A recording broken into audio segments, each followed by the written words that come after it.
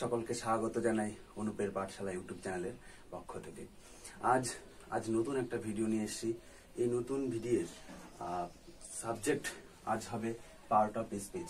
আজ আমরা জানবো পার্ট অফ স্পিচের বিষয় নিয়ে, যে পার্ট অফ স্পিচ কি জিনিস, কোথায় এটা ব্যবহৃত হয়, কিভাবে ব্যবহৃত হয়, এর খুঁটিনাটি আরো সমস্ত কিছু। পার্ট অফ স্পিচ ইংলিশ গ্রামারের খুবই একটা গুরুত্বপূর্ণ চ্যাপ্টার, যেটা আমাদের জানা সকলেরই প্রয়োজন।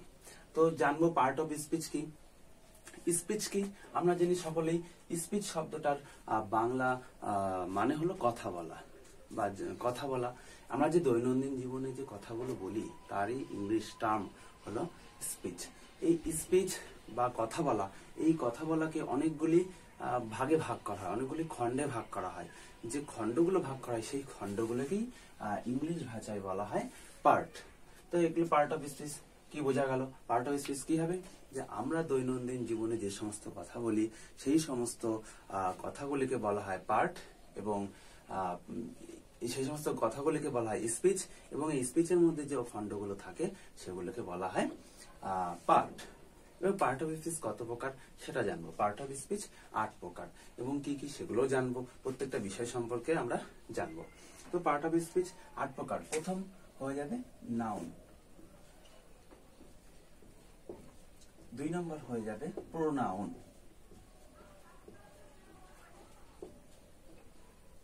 3 নম্বর হয়ে যাবে অ্যাডজেক্টিভ,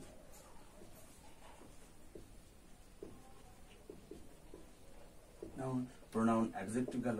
4 নম্বর হবে ভার্ব, 5 নম্বর হবে অ্যাডভার্ব,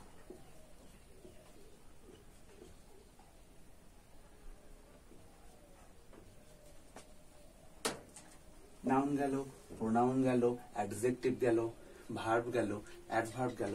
এবার যে প্রিপোজিশন,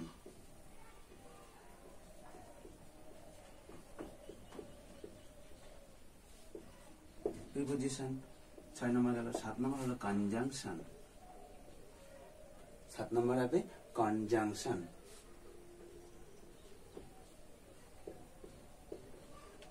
এবং 8 নম্বর যেটা হয়ে যাবে সেটা ইন্টারজেকশন।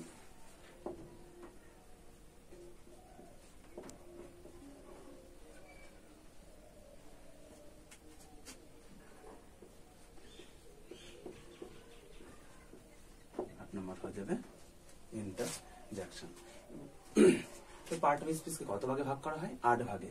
1 নম্বর ভাগ হলো নাউন, 2 নম্বর ভাগ হলো প্রোনাউন, 3 নম্বর হলো অ্যাডজেক্টিভ, 4 নম্বর হলো ভার্ব, 5 নম্বর হলো অ্যাডভার্ব, 6 নম্বর হলো প্রিপোজিশন, 7 নম্বর হলো কনজাংশন, এবং 8 নম্বর এবং সর্বশেষ নম্বর হলো ইন্টারজেকশন।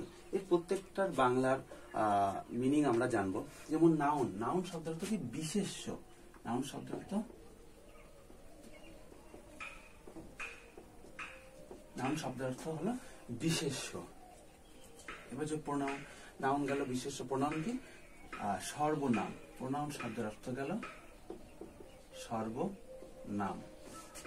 অ্যাডজেক্টিভ, অ্যাডজেক্টিভ শব্দের অর্থ হলো বিশেষণ।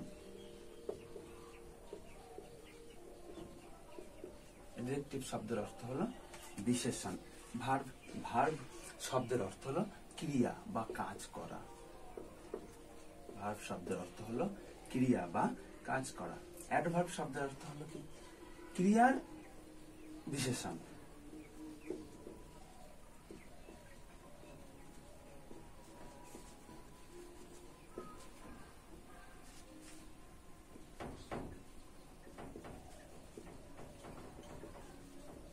অ্যাডভার্ব শব্দের অর্থ হলো ক্রিয়া বিশেষণ। প্রিপোজিশন, প্রিপোজিশন শব্দের অর্থ সম্বন্ধবাচক অব্যয়।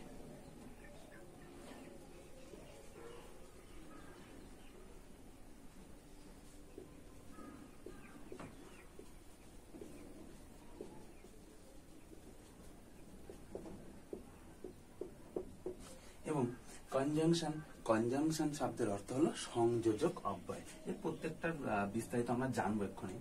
আমি বাংলাগুলো জাস্ট লিখে দিই। সংযোজক অব্যয়।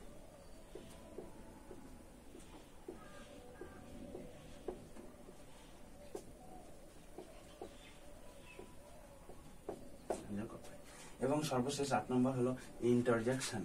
ইন্টারজেকশন শব্দের অর্থ হলো আবেগসূচক অব্যয়।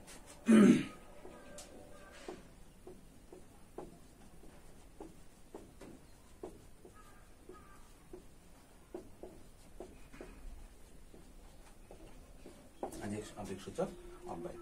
এবার আসি প্রত্যেকটা সম্পর্কে আমরা আলাদা আলাদা প্রত্যেকটা পার্টে একদম যেহেতু বেসিক থেকে আমরা গ্রামারটা শিখছি, কিন্তু প্রত্যেকটা অংশে আমি প্রত্যেকদিন আলাদা করে বিস্তারিত আলোচনা করে দেবো। আর একটু বুঝিয়ে দিই নাউন কি জিনিস।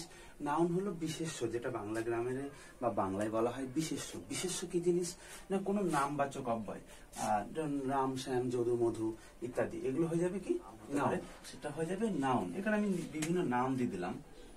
নাউন শব্দের অর্থ নাম দিতে পারো, নাম নাম যেমন রাম শ্যাম যদু মধু ইত্যাদি, এটা হয়ে গেল নাউন। এবার আসবো কি প্রোনাউন। প্রোনাউন শব্দের বাংলা অর্থ দিয়েছি দেখো সর্বনাম। সর্বনাম মানে কি প্রোনাউন, মানে যে নাউন, দেখো এটা নাউন আর প্রোনাউন, এখানে নাউন শব্দটা আছে, মানে প্রোনাউন মানে নাউনের পরিবর্তে যে ওয়ার্ড বসছে সেটাকে বলা হয় প্রোনাউন, যাকে বাংলায় বলা হয় সর্বনাম। যেমন মনে করো নাম কি রাম, যেমন Ram is a good boy. তো রামের পরিবর্তে আমরা সবসময় বারবার লিখতে পারি না। একটা ধরো কোনো কিছু সম্পর্কে লিখছি, রামের সম্পর্কে একটা প্যারাগ্রাফ লিখছি, তো বারবার Ram is a good boy, Ram reads in class 5 এরকম তো বলতে পারি না। সেক্ষেত্রে কি হবে, রামের পরিবর্তে যে ওয়ার্ডটা বসাবো সেটা হয়ে যাবে প্রোনাউন। যেমন Ram is a good boy, যেমন হি reads in class 5, এরকম he she it they etc, এগুলো হচ্ছে কি প্রোনাউন। এবার আসবো কি অ্যাডজেক্টিভ, মানে বিশেষণ। এই বিশেষণটা কার বিশেষণ? বিশেষণটা হলো নাউন এবং এই প্রোনাউনের, নাউন ও প্রোনাউনের বিশেষণ হলো অ্যাডজেক্টিভ। নাউন প্রোনাউনের বিশেষণ কি, যেমন নাউন বা প্রোনাউনের দোষ গুণ অবস্থা আকৃতি এগুলো কে প্রকাশ করবে? অ্যাডজেক্টিভ। যে মনে করো noun Ram, Ram is a good boy, এই যে রাম ভালো ছেলে নাকি খারাপ ছেলে এইটা বিবেচনা করছে কে? অ্যাডজেক্টিভ, সেটা তাকে বলা হয় বিশেষণ। এরপর আসবো 4 নম্বর, সেটা হলো ভার্ব। ভার্বের বাংলা অর্থ কি? ক্রিয়া করা। ক্রিয়া মানে কি কোনো কাজ, যে আমি ভাত খাচ্ছি, ভাত খাওয়াটা একটা কাজ, আমি খেলা করছি, খেলা করাটা একটা কাজ, আমি পড়ছি, পড়া একটা কাজ, সেটা হলো ভার্ব, ইংরেজিতে বলা হয় ভার্ব। তাহলে ভার্ব শব্দের অর্থ হলো ক্রিয়া। এবং এখানে 5 নম্বর দেওয়া আছে অ্যাডভার্ব। অ্যাডভার্ব মানে কি ক্রিয়া বিশেষণ। যে মনে করো আমি যেমন ভার্ব, ভার্ব মানে কি ক্রিয়া, যে I eat rice, I eat rice, এটা যেমন এর মধ্যে ভার্ব কোনটা? ইট হলো, খাওয়াটা হলো একটি ভার্ব। এবার অ্যাডভার্বটা কি ক্রিয়ার বিশেষণ। এই যে খাওয়া কাজটা আমি করছি সেটা কেমন করছি, তাহলে এটা বলতে পারো I eat rice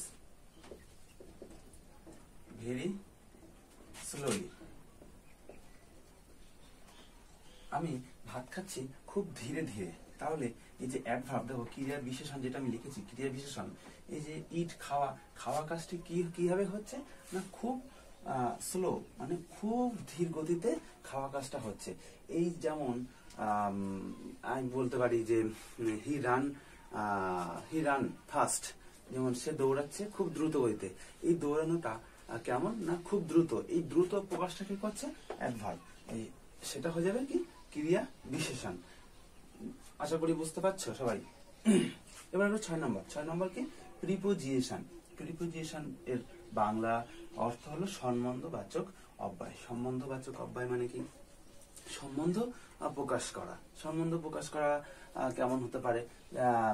I go to school, আমি স্কুলের দিকে যাচ্ছি। এই যে টু, যেমন টু, এই টু কি না স্কুলের সাথে তোমার কি সম্বন্ধ প্রকাশ করে দিচ্ছে, সেটা হয়ে যাবে কি প্রিপোজিশন। প্রত্যেকটার এই যে নাউন প্রোনাউন অ্যাডজেক্টিভ ভার্ব ব্যবহার, এগুলো প্রত্যেকটা সম্পর্কে আমরা ভালো করে বিস্তারিত এক একদিন এক একটা করে জানবো। আমি জাস্ট আজকে 8টা ভাগটা দেখিয়ে দিচ্ছি এবং 8টা ভাগের কি কি অংশ হতে পারে সেগুলো বুঝিয়ে দিচ্ছি। এইটুকু বোঝো, বাকি নেক্সট দিন ক্লাসে প্রত্যেকটা অংশ আলাদা আলাদা করে বুঝবো। প্রিপোজিশন গেল। এর কি কনজাংশন। কনজাংশনের বাংলা শব্দ হচ্ছে সংযোজক অব্যয়। সংযোজক অব্যয় আমরা এটুকু শুনেই বুঝতে পারছি যে সংযোজক অব্যয় কি জিনিস, যুক্ত করা, কোনো কিছুকে যুক্ত করা। যেমন বলতে পারি রাম অ্যান্ড শ্যাম যেমন সংযোজক অব্যয় কি, যে রাম অ্যান্ড শ্যাম or মধু আর 3 brothers। তাহলে যে and or etc এই যে শব্দগুলো, এই শব্দগুলো কি একটার সাথে আরেকটা বাক্য যুক্ত করছে, সেটাই হলো কি কনজাংশন। আচ্ছা, এরপর আসবে কি ইন্টারজেকশন। ইন্টারজেকশন কি, যার বাংলা অর্থ হলো আবেগসূচক অব্যয়। আবেগসূচক মানে কি বিস্মিত হওয়া। ইন্টারজেকশন শব্দের অর্থ হলো বিস্মিত হওয়া। বিস্মিত হওয়া মানে কি, মনে করো আমরা একটা ফুটবল খেলার ম্যাচ খেলছি, সেখানে খেলতে খেলতে আমরা ম্যাচটা জিতে গেলাম। জিতে গেলে আমরা কি একটা আনন্দ হয়, উৎসাহ হয় যে হুররে আমরা ম্যাচটা জিতে গেলাম। এই যে হুররে, হুররে শব্দটা হয়ে গেল কি ইন্টারজেকশন বা আবেগসূচক অব্যয়। যেমন বলতে পারো যে alas Gandhiji is no more, Gandhiji আর বেঁচে নেই যে হাই, গান্ধীজি আর বেঁচে নেই যে হাই শব্দটা হয়ে গেল ইন্টারজেকশন। তো আশা করি সকলে বুঝতে পারছো। আজ 8টা বিষয়ের আমি জাস্ট হালকা পাতলা কিছু এক্সাম্পল দিয়ে বুঝিয়ে দিলাম। প্রত্যেকটা টপিক সম্পর্কে আমরা নেক্সট ক্লাসে জানবো, প্রত্যেকদিন ক্লাসে জানবো। তো সকলে ভালো করো, দেখতে থাকো। আজকে এই পর্যন্তই, ধন্যবাদ।